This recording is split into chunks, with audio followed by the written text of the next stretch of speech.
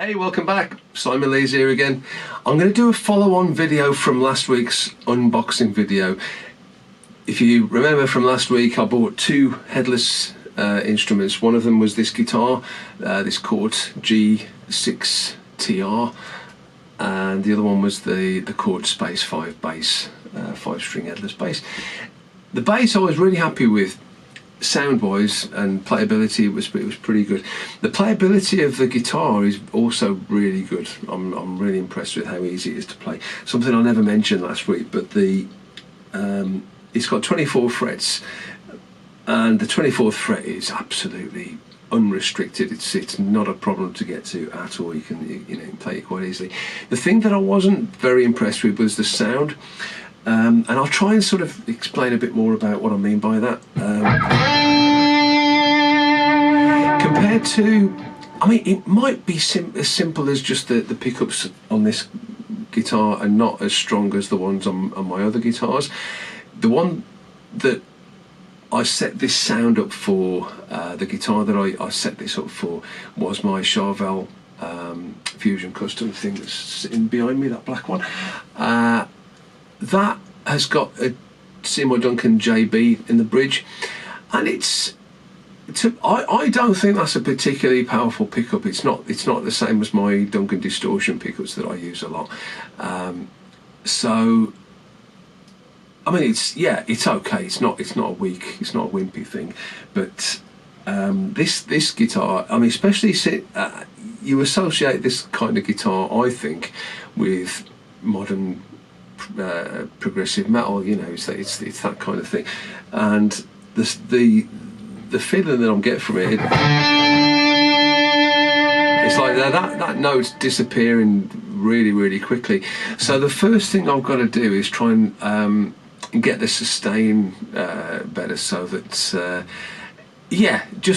what that'll do, it'll just make playing things a little bit more forgiving. It's which I know it's not really a cheat, so it's just trying to make things just a little bit kind of easy to play, really, so I don't feel like I'm fighting it or struggling in any way. That's the idea. You don't want a guitar that sort of makes you work hard just to get the basic sounds out from, So I've set up that sound that I used last week, and I'm going to show you what I'm going to adjust in order to try and get the sounds that I want. Now, it's the Neural DSP Archetype Petrucci X plugin, and I'm using amp number 4, which I believe is the hottest one of the bunch. If I look at the amp settings, the gain knob is on around about 11 o'clock, or sort of between 11 and 12 o'clock. So there's quite a bit of room for manoeuvre on that one. What I did for the sound that I used the Charvel for, which was the Gunslinger demo video, I kind of bolstered the amp's distortion with an overdrive pedal from the stomp box section in this plugin, and if I turn that off, you'll kind of see what it's doing. So I just play some chords. I'm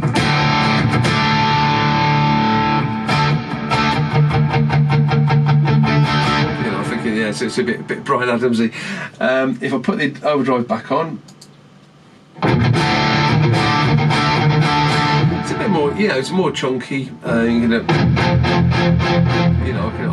I can make it chug if I want to. Now, on the overdrive pedal, the drive control, which is what sets the amount of distortion, is on about 9 o'clock. So there's loads and loads of scope that I can adjust that with. Now, what I might do is I'm going to bump that up to, say, 12 o'clock, and I'm going to just see what that sounds like. In fact, I might see if I play a chord, let it ring out, and then I'll make the adjustment, and we'll see what changes. So I'll put it back to 9 o'clock.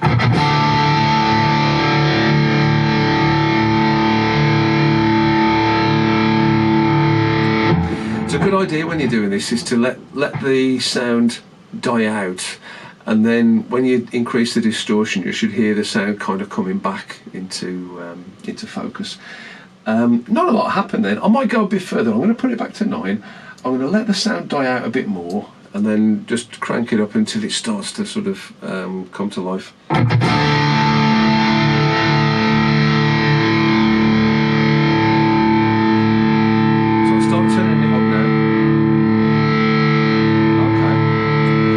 So that started to come to life just after 12 o'clock on the drive knob on the overdrive. So that's now at around about, I'd say it's not even at 1 o'clock, it's just a little bit after.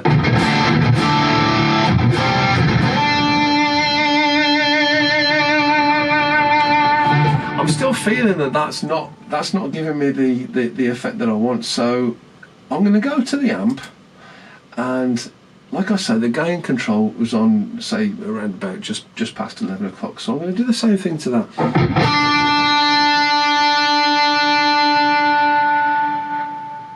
Okay. There's a gate on, as I mentioned last time, the gate is on virtually off, to be honest, but I'm going to turn it off. No, I'm not. That was insane. Wow. Okay, so the gate is doing something. But when I move the gain control, it didn't seem to do much. I might just move it further, see if that does a bit more.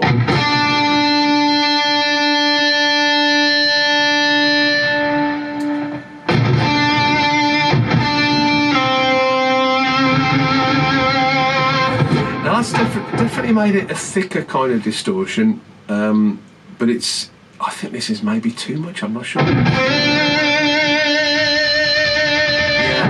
Here it's going into that high, that octave higher harmonic.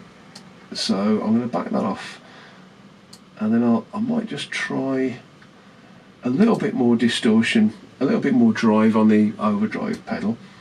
So I'm going to put that at 3 o'clock. Let's just see what happens.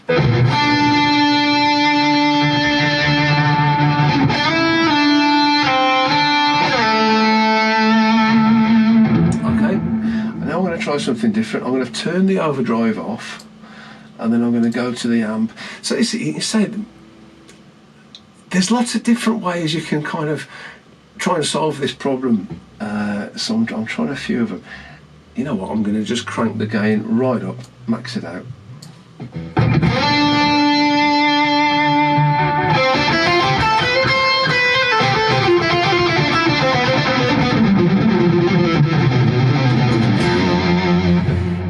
Like that. That's got rid of the sort of, I don't know, the artificial like that extra harmonic-y thing that was happening before. It still sounds chunky, you know. That's starting to put a smile on my face. You can kind of tell.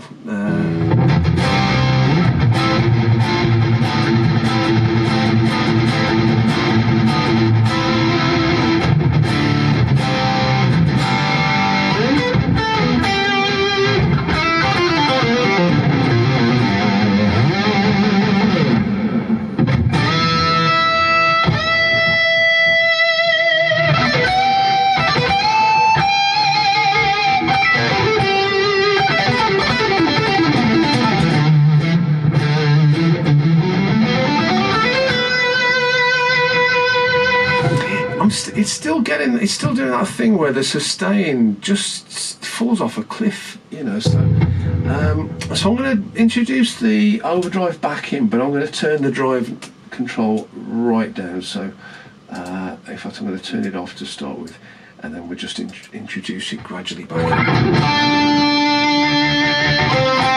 I'm going to just turn it on and off, or it's on now, so I'm going to turn it off and then back on again, see what the difference is with the drive on basically 0.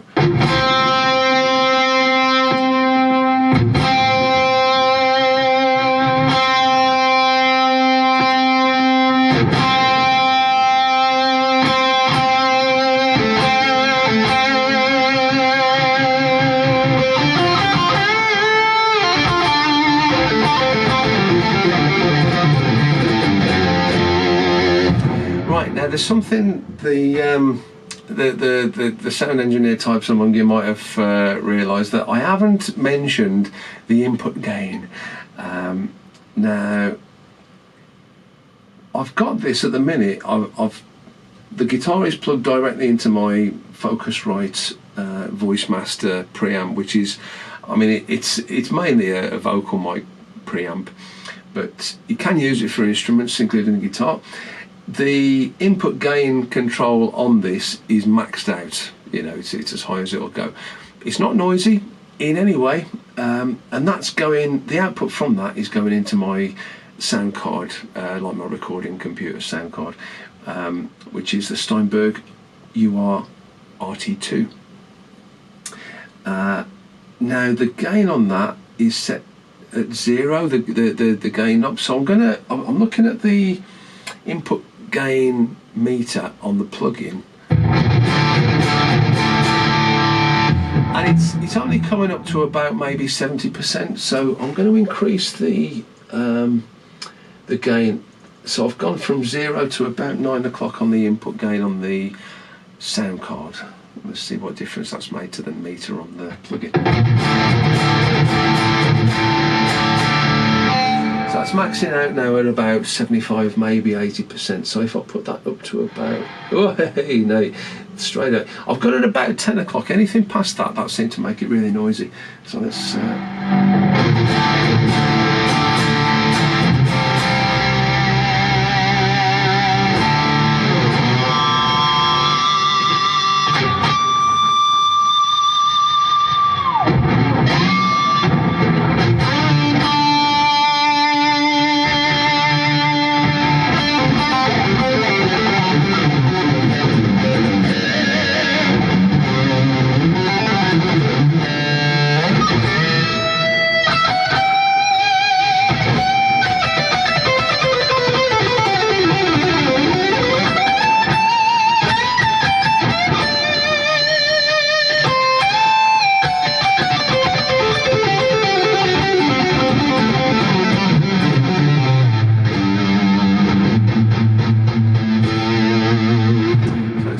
Quite a lot of low end on the A note, on the low A note, especially when I do a bit of damping.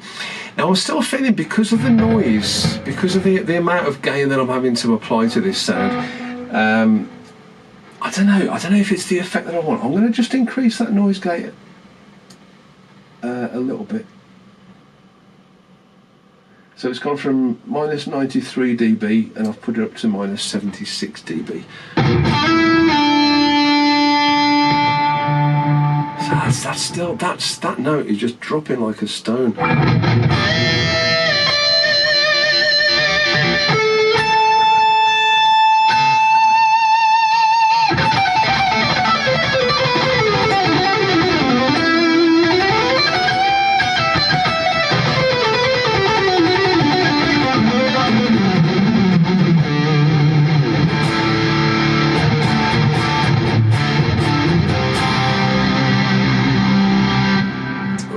So gain-wise, it's the effect that putting all that gain on there has had.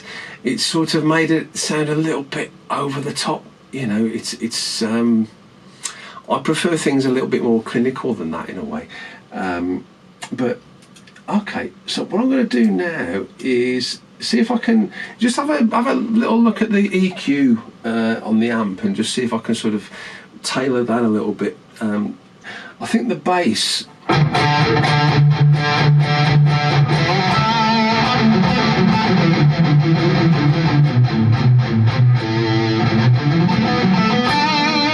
The bass is probably okay. I'm not going to mess with that too much. The middle is already on pretty low. That's on around about 8 o'clock on the dial, and I've only got it. If I minimise it, it only moves back down to about 7 o'clock anyway. What happens if I increase it? If I put it up to about 11 o'clock?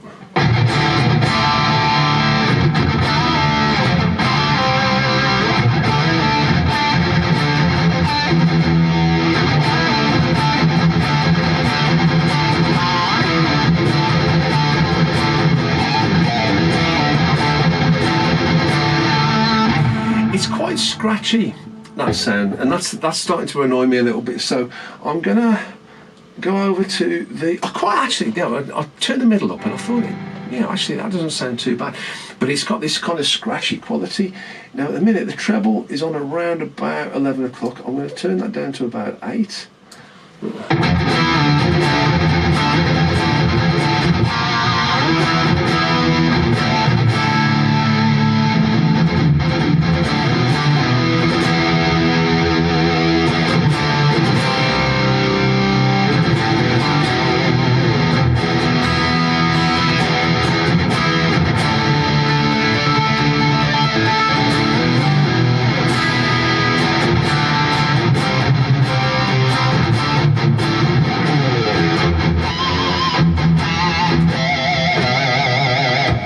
If I get a copyright strike for that, if you know what that tune is, put a comment underneath. Okay, that's starting to sound a little bit more me-ish. You know what? I'm just going to turn the treble off. Just see how bad is it going to sound.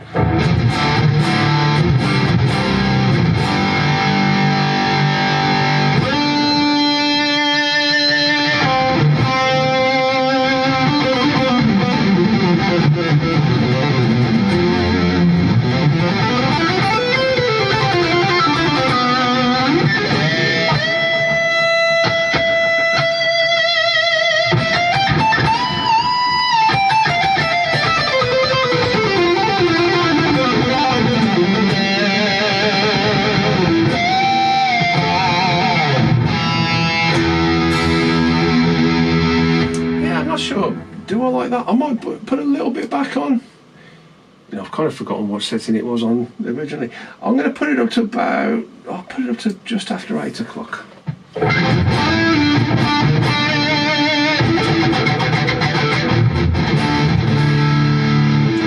so I don't want it to be completely dull, because when I do full chords, where I want to hear all the different strings as I sort of strum them.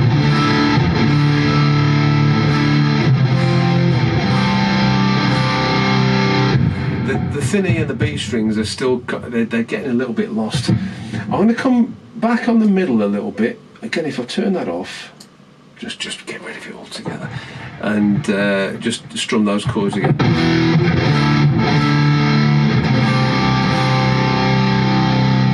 And I'm going to strum the chord now, and I'm going to turn the mid up as the chord is ringing out.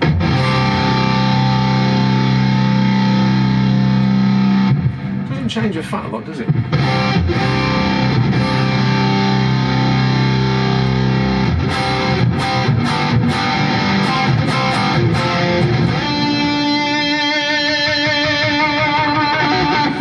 Yeah, I'm starting to like it a bit more now. At the minute, the middle is off. The treble is on about 8 o'clock. I've got the presence that I can mess around with. The presence is currently on around about 2 o'clock. I'm going to turn that off, see if it makes any difference. Wow, yeah, that does make a difference.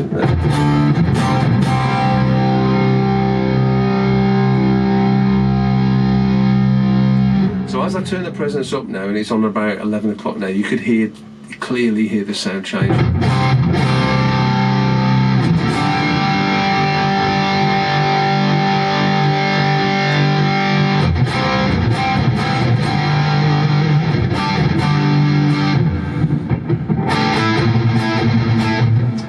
You know what?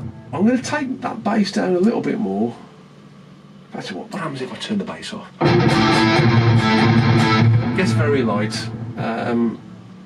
So I'll put it back up to about maybe 8 o'clock. Cool. Now, I think there's enough bass on the low notes, but on the high notes in that riff, they're getting lost. So I'll turn the presence back up to past where it was. I'm going to put it on about 3 o'clock. Wow, the difference, it actually increases the volume as well. Yeah.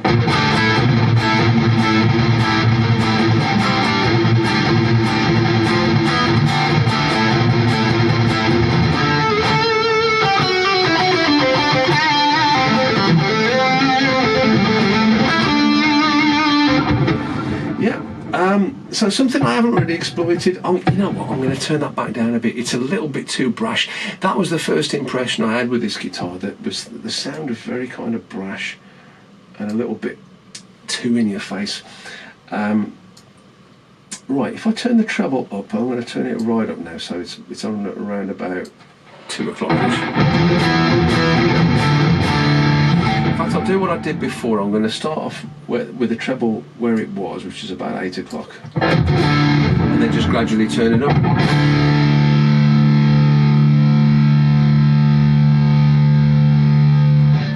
Well, I've got up to full.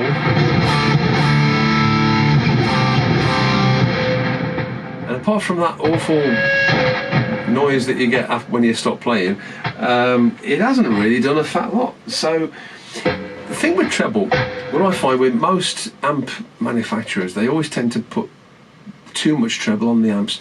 So I'm quite used to having to turn the treble off altogether, you know, because I'm all about the bass basically, you know. So that's why that is. Okay, now I'm going to back that off. I'm going to put that on 5, should we, or should we say 12 o'clock?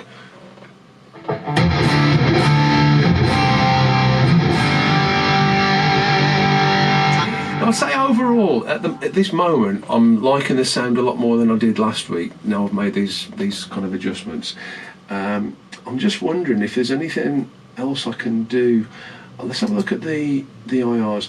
Now the mic placement on the speaker cabinets is smack bang in the centre. Now, if I was to move that away, so we should see this kind of. Oh, hang on, no, so I'm using the wrong one.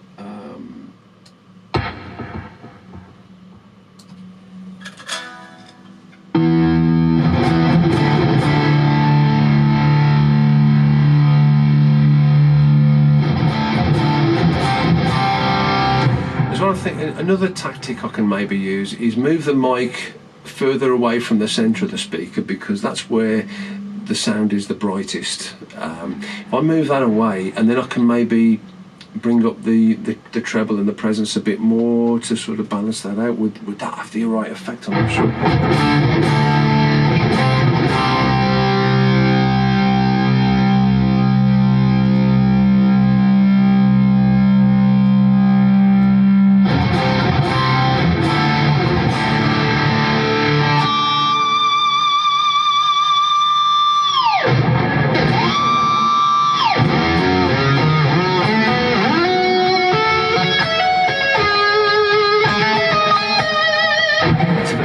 Since I played that.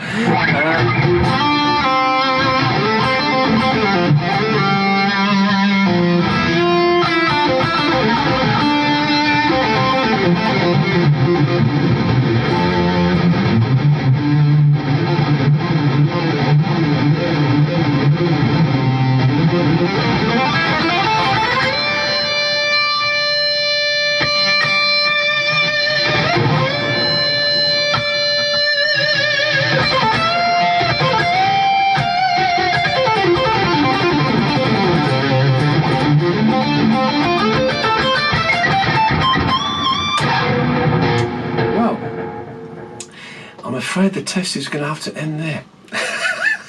Because I was having so much fun that I broke a string. That's quite upsetting. But hey, this is something I was quite interested in finding out about. Now I'm gonna bring this a bit closer to the camera. I'm not sure if the camera is going to be able to focus on it or not.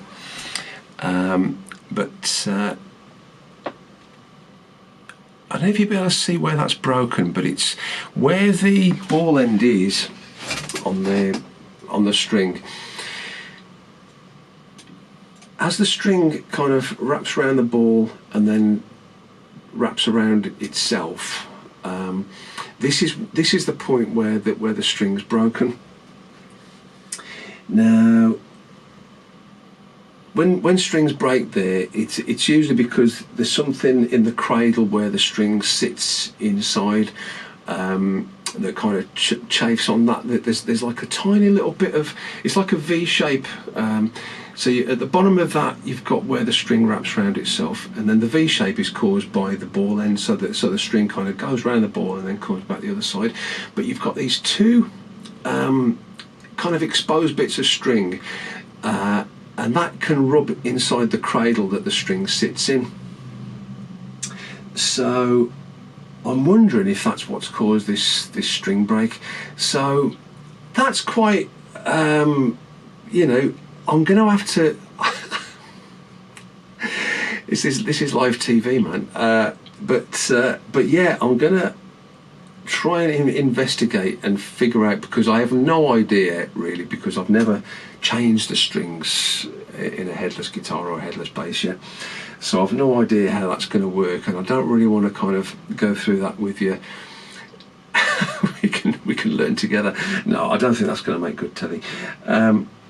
So this is going to have to end on a bit of a cliffhanger, I'm afraid.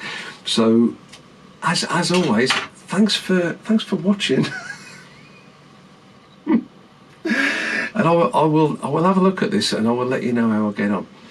Okay, I'll see you on the next one. Cheers, guys.